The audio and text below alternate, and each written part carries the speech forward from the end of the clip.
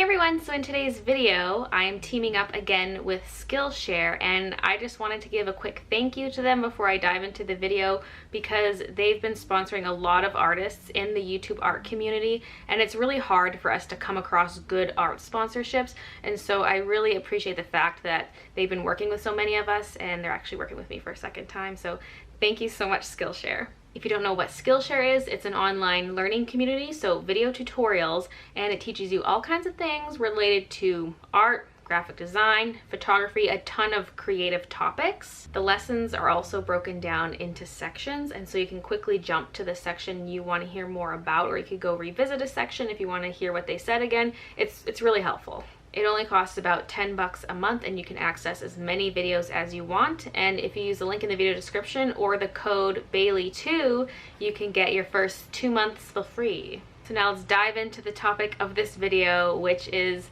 tips for choosing colors for your art. Color theory is one of those things where you can study it all you want, you can know the color wheel front and back, you know the terms, but then when you go to apply it in a drawing, you might freeze or stumble or start second guessing yourself. So instead of boring you with all the basics of color theory, I thought I would just come up with a list of tips on choosing colors for your art. Although the first one is gonna involve your typical color wheels and stuff. So this first method, like I mentioned, involves color theory and the color wheel, which I know can be boring to learn, but knowing at least this basic stuff can really help you. So here I've made 6 different color wheels, and each one has their own color harmony on it.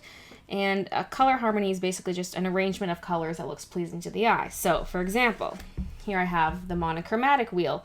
So for example, all greens, these are actually yellow greens. You could do all yellows, all oranges, whatever. And I just made these by printing out a color wheel and placing a piece of plastic on top and pinning it.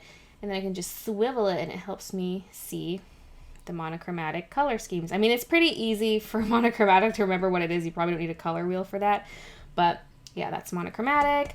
Here we have complementary. I feel like this one's really helpful because I remember the basic ones like red and green, but I always mix up on things like yellow, green, and red, violet. So this helps me out to see what complementary colors are. Those are pretty helpful because one, they make for cool color schemes, but also if you're mixing colors that are complementary to each other, when combined, they make gray.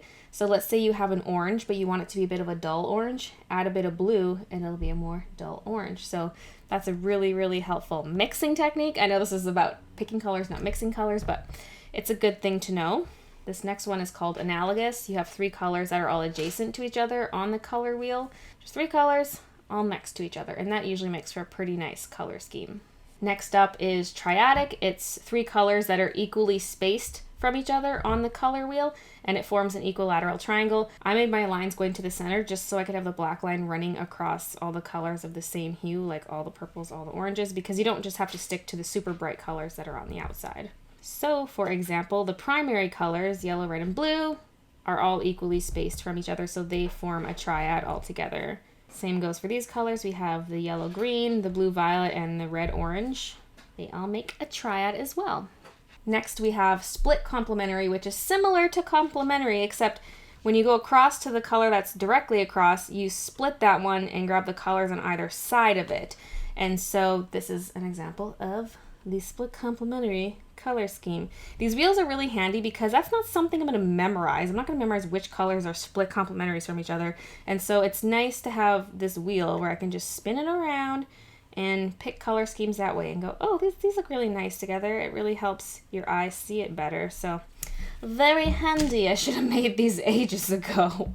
The last one is tetradic, and I have mine set to be like a shape of a rectangle if you combine them all this way. But you can also do it so that they're square from each other, so they're equally spaced. With mine, there are 2 with only 1 separating each other, and then there's a bigger gap here where there's 3 separating them. So you could do it either way, as a rectangle or as a square.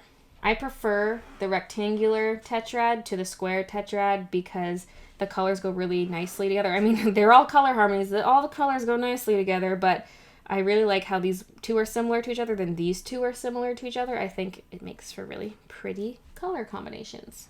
So here's an example of a complementary color scheme. We have purple and yellow. The colors really pop from one another because they're complementaries, but it still looks good together. So that's one example. So here's an example of an analogous color scheme. And I went more with the colors that you see in the second row because I wanted it to be a little bit softer, but they all go nicely together because they are right next to each other on the color wheel. It keeps the colors similar, yet they're not the same. It's not like just different shades of pink. There's some oranginess to it and peachiness to it to give it a bit more interest.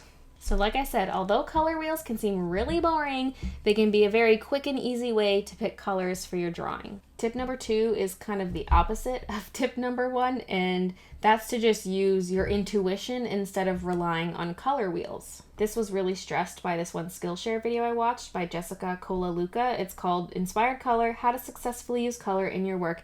And she says how she doesn't rely on the color wheels and color theory. She just uses more of her intuition to pick colors. If you think the colors look really good together, then they probably do.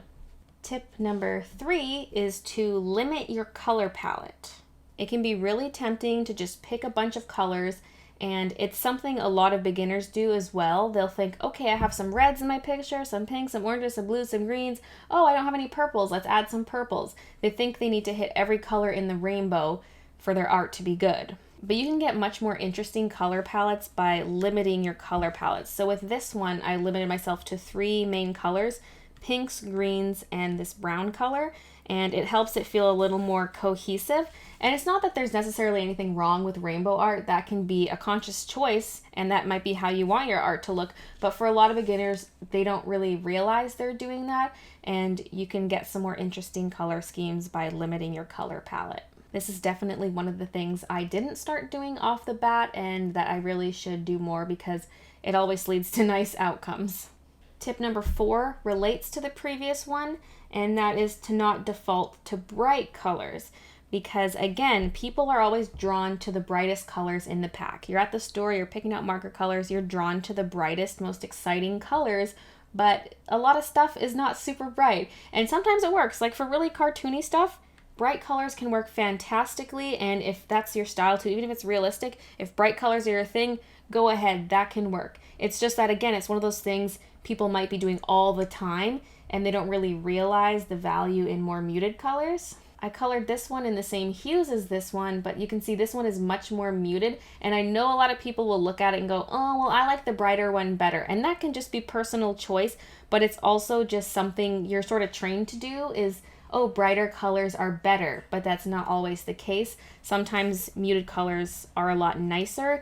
For really cartoony stuff, the muted colors don't always work, so this is probably not the best example of art to show this on, but definitely for things that are more semi-realistic or realistic, do not underestimate your muted colors. They might look ugly in your pack of markers next to all your nice fancy bright colors, but they can actually be super, super nice. This one from the last example is also a good example of muted colors. This is not the brightest pink or the brightest green or the brightest brown. They're very, very dull, but they look really, really great together. You don't always have to go for those fluorescent and neon colors. Tip number 5 is to print a bunch of mini versions of your art and do really rough color swatches for them. Now, these are not mini versions of these ones, they're the same size, but normally I do art bigger than this, and when I print off mini versions, I usually do put 6 on a page. This technique was also mentioned in another one of the Skillshare videos I watched by Brian Shepard. It's called Give Character Designs a Fun Color Scheme, and that is a fantastic video I highly recommend because he covers so many tips, like more than I'm including in this video, and he has a lot of useful information, so that was a great video. But this is something I've actually always done. This is different because it's traditional. He does his stuff digitally, but if you don't have a scanner or a camera and a printer to do this, you can actually just draw really rough versions of your drawing. Like I've done that before where I just take a pen and do like super quick, super blocky version of my art just to test the colors. It doesn't need to be a scan, just something to give you an idea of different color schemes, and then you can go with the one that you think looks best. Usually my color schemes are not this different from each other. It's more like, okay, what do I want to be pink? The shirt or the pants? Or I play around with different types of pinks. But sometimes I do go crazy like this where each one is completely different from the other because I have no idea where I want to even begin. This is really similar to thumbnailing your art before you sketch it. It's like doing the planning before you dive into the real thing to avoid mistakes. So I highly, highly recommend doing this. Tip number 6 is to save swatches of the color schemes you like. Maybe you come across a photograph or someone else's art and you really, really like the colors that they used. Make a little book like this. I can't believe I didn't do this sooner. Look at this. This was also inspired by that video by Jessica Kolaluka. Even though she didn't do this, she was working a lot with swatches with the colors all arranged next to each other, and I was like, I need to do something like that. And so I just have little pieces of paper that I inserted into this photo album, and I made swatches with my Copics, and then I also wrote the color name beside it. You don't even really need that because maybe you want to use these colors for a painting, not for a marker drawing.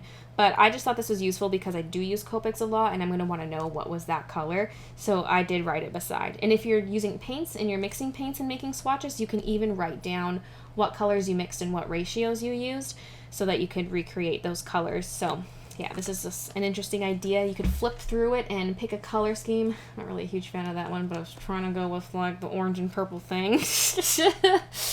I guess that type of color scheme is just not my thing, but yeah, like I said, if you come across a nice photo or some art somewhere and you like the color scheme, just quickly make a little swatch, throw it in your book, and then you can reference that later. And you can even just use a small sketchbook. If you don't want to use a photo album, just get a small sketchbook and write directly in it. I kind of like the idea of being able to take them out or rearrange them, that sort of thing, so that's why I wanted to use a photo album, but the sketchbook idea is really good as well. I'm really glad I'm making this video because I have my color swatch book and I have my color wheels now. It's like, yes, progress. This is going to help me a lot. Tip number 7 is to remember that color is relative, which you might hear a million times when you're learning about color, and to remember that color is dependent on lighting. So for the lighting thing, sometimes based on what kind of lighting is in the room, it can affect the way things look. Like if the lighting's very blue, it might give everything a bit of a blue cast. This is kind of an example of yellow light. See how it's hitting from this one side? You can tell the light's coming from this side and it's very yellow light because all the highlights are yellow. That's going to affect the way your colors look. Even if you're not adding a yellow cast to everything, at least getting some of that yellow as an edge highlight is really helpful. It'll make your art look a lot better. And when I said color is relative, I meant that colors look different depending on what colors are next to them. It's kind of like when you're in a paint store, you're picking out paint colors, and the lighting in the paint store is much different than your lighting at home, so when you take the paint home and paint your walls, it might not be at all the color you were thinking it was. Looking at these two colors, you can see that this one is more pinky than this one. It's like a peach color, this one's yellow. This one looks a lot more pink than this one. And then when you look at this swatch, this color doesn't look so pink anymore. When it's next to a pink color, it looks really orange. And so that's something that can affect your art. Sometimes you think your colors are going to go well together, but maybe they don't mesh the way you thought they would. That's why I would recommend having a scrap piece of paper and swatching your colors next to each other to see what they look like next to each other, because maybe they don't react together the same way you thought they would. Because sometimes I'm looking for colors that are all a bit on the pink side, and then I grab one that I think is going to be pink because I look at my Copic chart. I'm like, oh yeah, that's a pinky color. But then I put it next to pink and I'm like, no, that's so orange. So color is relative. Swatch your colors next to each other on a scrap piece of paper. And that's why it also helps to do this. That will help solve that problem. This last tip might seem obvious for some people, but this is something I could not fully grasp for the longest time. I was always afraid to do it, and I would take the safe route instead of doing this. And then when I finally started doing it, it really made my art so much better just by doing this one thing. Follow this one weird art tip and your art will go up by 5 levels in one day. And that tip is to use more than one hue per object. Like her hair is red and I shaded it with red. Her sweater's blue, I shaded it with blue. Her scarf is green and I shaded it with green. But what happens when you add more colors? In this one, I used blues in the shadows. You can't really tell on the blue because the sweater is blue, but you can see it a lot in the green and in the reds. I used blue for the shadows, and then I actually used yellows in the highlights. So I didn't stick to just reds on the hair and didn't stick to just greens on the green parts. You can see that it pops a lot more. Again, this might be one of those things where you look at this one, you're like, you know what, I like that one because it's so bright and vibrant. But like I said, bright and vibrant doesn't mean it's better. This is a more advanced coloring technique and it really shows. Does that mean you always have to do this? No, especially if you're looking at cartoons on TV. They tend to keep things pretty flat. but that's not really what I'm talking about. I'm talking more about illustration, not animation. I think these colors are much more interesting and it has a lot more dimension than this one. This one feels a lot more flat.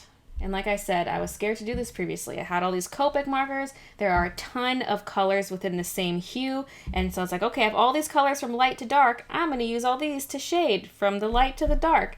But I wouldn't reach into other color families to pull other hues into the drawing. And when I started doing that, my art started to look a lot better. So I highly recommend giving this a go because you're going to feel like you've improved a lot once you start doing this. Alright, so that is it for this video. I hope you found the tips helpful, and if you're interested in trying out Skillshare, there's the link down below, or use the coupon code Bailey2 to get the 2 months free. Thanks for watching, and I'll see you guys in my next video.